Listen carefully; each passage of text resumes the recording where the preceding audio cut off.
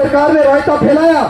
लेकिन उसी समय मुख्यमंत्री गहलोत के सामने आपने भी ये आवाज उठाई थी कि आरपीएससी ने युवाओं के सपनों के साथ गलत किया है, इस आरपीएससी को भंग कराना चाहिए, आरपीएससी का पुनर्गठन होना चाहिए। आपने पैदल मार्च किया, हम आपके साथ थे, और आपने पैदल मार्च ही नहीं, आपने तो खुले आसमान में जहां पेड़ पौधे, हरे पेड़ पौधों के आपने जो है उस सूरज भगवान की कसम खाई थी। अरे कम से कम अपने पैरों की छालों खुद की कसम आपने खाई थी। और उसके से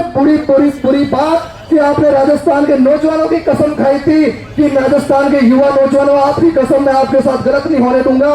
लेकिन आज वो राजस्थान का नौजवान पुकार रहा है सचिन पायलट को कि सचिन पायलट साहब कहाँ हो आप? अपने आप को युवा हत्या सम्राट कहना छोड़ दीजिए आप, क्योंकि राजस्थान का युवा पुकार रहा है। बनी बनाई विरासत सबको मिल जाती है,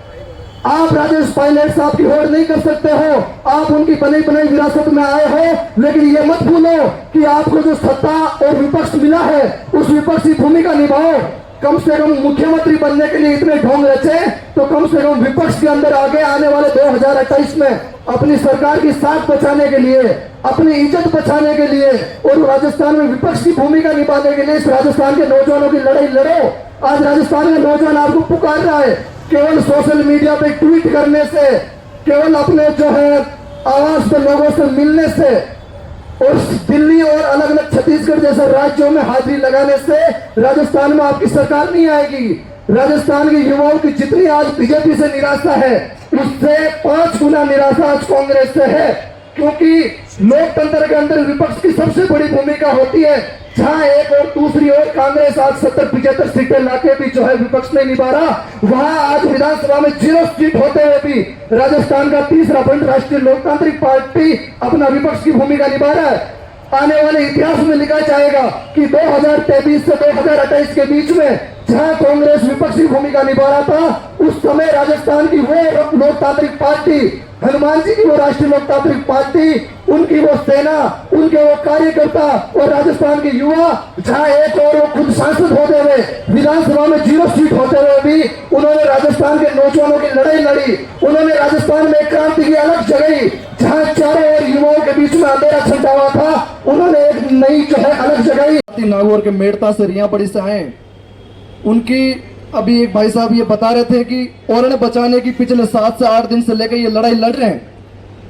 कितनी बड़ी बात है कि जो पूर्वज हमारे जो ओरण जो छोड़ के गए थे, जो हमारी धरोहर है, जो हमारी प्रकृति है, जो हमारी संस्कृति है,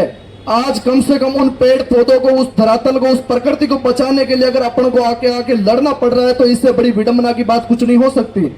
ये सरकार है, ये सिस्टम भूल गई कि जहां एक और सरकार एक पेड़ मां के नाम लगाने के लिए अभियान पे अभियान चलाई जा रही है। भाजपा के वो तमाम विधायक और वो तमाम सांसद और जो तमाम कार्यकर्ता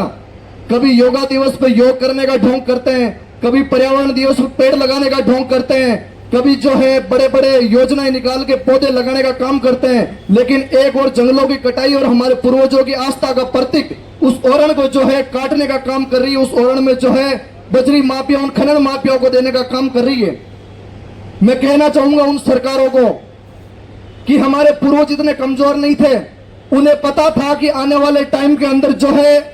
ऐसे कुछ कंस पैदा होंगे, ऐसे लोग आएंगे सिस्टम और सरकारों में, जो आने वाली पीढ़ियों, आने वाले हमारे बच्चों, आने वाले हमारे भविष्य, इन पशु और पक्षियों के लिए हम कुछ जगह ऐसी छोड़ के जाए जो कम से कम वो अपना जीवन यापन कर सके, इन पेड़ पौधों से हम सांस ले सके। जहां एक और कोरोना जैसी महामारी में अपन ने देखा होगा कि ऑक्सीजन जैसी कितनी बड़ी कमी के महसूस, कितने हमारे भाई बहनों ने, लोगों ने जान गंवाई, वहां उस दिन आप लोगों को महसूस हुआ कि प्रकृति हमारे लिए कितनी बड़ी जो है महत्वपूर्ण भूमिका है, पेड़ पौधे हमारे जीवन में कितने इंपॉर्टेंट रखते हैं, लेकिन एक और सरकार आज उसको काटने का काम कर रही है। मैं उन लोगों को कहना चाहूंगा कि ओरण का एक एक पेड़ हमारे लिए लोक देवता है, एक एक झाड़ी हमारे लिए लोक कथा है, एक एक पक्षी हमारा जीवन साथी है। हम कमजोर नहीं है, हम ओरण को बचाने के लिए हर गज तैयार हैं। जहां एक और अमृता देवी बिश्नोई जैसी उस महान क्रांतिकारी ने इस प्रकृति को, इन पेड़ पौधों को बचाने के लिए 363 लोगों के साथ शहीद हो गई थी, आज भी हम उसी जो है कहानी के आधार पर चल रहे हैं। उसी की जो उस क्रांतिकारी जो भूमिका उसको फॉलो करते हुए हम उस पेड़ पौधों को बचाने के लिए हर गज तैयार हैं। हम नहीं चाहते कि राजस्थान में हिंसा हो, कोई ऐसी दुर्घटना हो कि जिसके अंदर जो है हमारे भाई बहनों के साथ कुछ अत्याचार हो जाए। हम चाहते हैं कि शांतिपूर्वक रूप से, संवेदनशील रूप से और सकारात्मक रूप से सरकार कोई हल निकाल ले, ताकि जो है हमारे पेड़ पौधे बचे, हमारा ओरण बचे। लेकिन जब सत्ता के सिस्टम पर बैठे ये कुछ लोग अपने लाचार में आके अपने खुद के जो है मुनाफे के लिए और अपने चेत लोगों को जो है उनके बिजनेस के अंदर उनको मुनाफा देने के लिए जो ये ऐसी कुकृत्य घटना कर रहे हैं, ये हमें कतई भी स्वीकार नहीं है।